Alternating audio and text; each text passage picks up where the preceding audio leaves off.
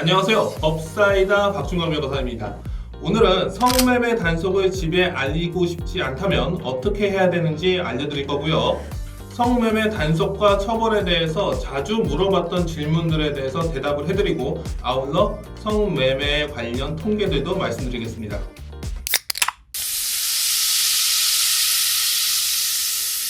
성매매 기소 유예를 받으려면 변호사를 선임해야 되나요? 아니죠. 법무부는 2005년 8월 성매수 초범에게 교육기관에서 일정 기간 교육을 받는 조건으로 기소유예를 내리는 존스쿨 제도를 운영하고 있습니다. 검찰 내부에서도요, 성구매자 중 초범에 한하여 실시한다는 내부 지침이 있습니다. 당연한 얘기지만 성매매 여성의 경우도요, 초범인 경우 대부분 기소유예를 받습니다. 이런 사실을 모르고 기소유예를 받기 위해서 변호사를 선임한다면 말 그대로 호구죠. 네가 바로 그 호구다. 성매매 무죄 또는 보다 가벼운 형을 받기 위해서 변호사를 선임할 필요가 있을까요? 없습니다. 가성비가 안 맞아요. 벌금 100만 원 나오거든요. 그런데 변호사 선임 비용이 최소 300에서 500만 원 정도 나옵니다. 벌금 100만 원 아끼자고 변호사 비용 550만 원 내는 거는 말이 안 되죠. 성매매 사건에서 문제가 되는 거는 딱 하나죠. 이건 성매매 남성이나 여성이나 동일합니다. 바로 집에 알려지면 안 된다는 거죠.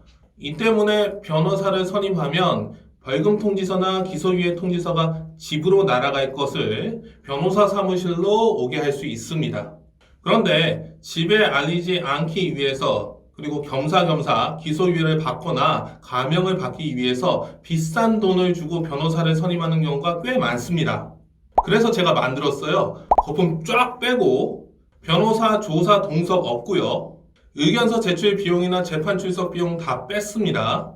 그리고 변호사 선임서와 송달 장소 변경 신청서만 제출하고요. 경찰과 검찰에 전화해서 이 신청서가 제대로 접수됐는지 확인하고 집으로 우편 보내면 큰일 나니까 꼭 좀 변호사 사무실로 우편을 보내주시면 좋겠습니다. 라고 깔끔하게 일을 마무리하는 법률 상품 법사이다 프라이빗입니다.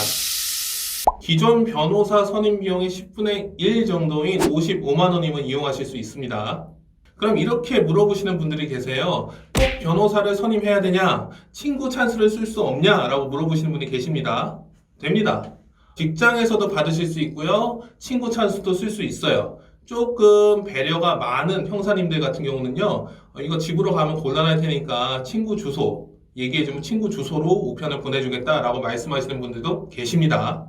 하지만 형사가 너무 FM이야. 또는 나는 우편물을 받아줄 친구가 없거나 친구가 있어도 그 친구한테는 알리고 싶지가 않아. 그러면 어떻게 하면 돼요? 법사이다 프라이빗을 이용하시면 됩니다. 제가 성매매 단속 확률 1% 미만이라고 말씀드리잖아요. 그런데 이 1% 미만인 이유와 근거에 대해서 물어보시는 분들이 굉장히 많아요. 그래서 성매매 관련 통계를 말씀드리겠습니다. 서울특별시립 다시 함께 상담센터에서 나온 자료인데요. 한국개발연구원의 2015년 연구 결과에 따르면 우리나라 성매매 산업 규모는 30조에서 37조가량 됩니다. 그리고 성매매를 포함한 불법 경제의 규모는 대충 한 450조 정도 된다고 하네요. 어마어마하죠.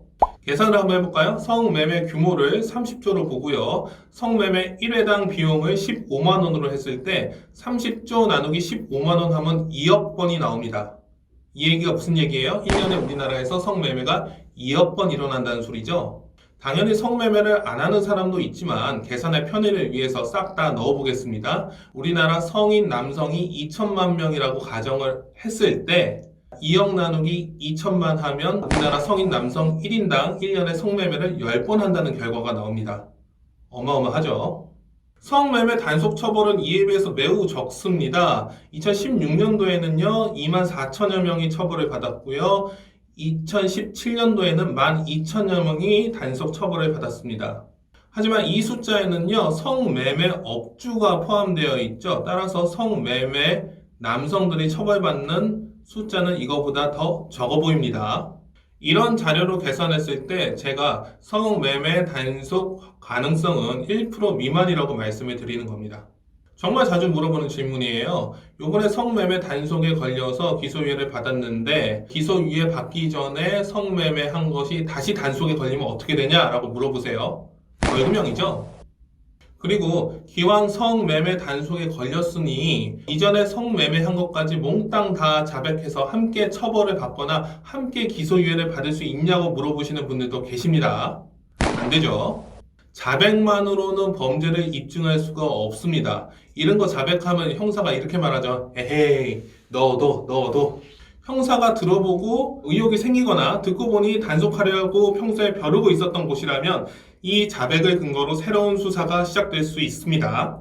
제가 성매매를 10번 했는데 제가 성매매를 5번 했는데 그래도 기소유예가 나오나요?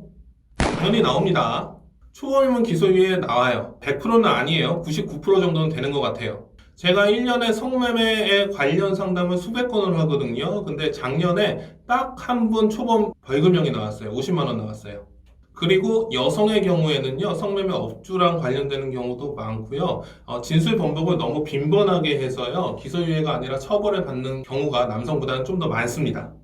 이것도 많이 물어보죠. 이미 한번 단속에 걸려서 기소유예를 받았는데 다시 단속에 걸리면 기소유예를 받을 수 있나요? 즉 기소유예 2번 받을 수 있나요? 라는 질문이에요.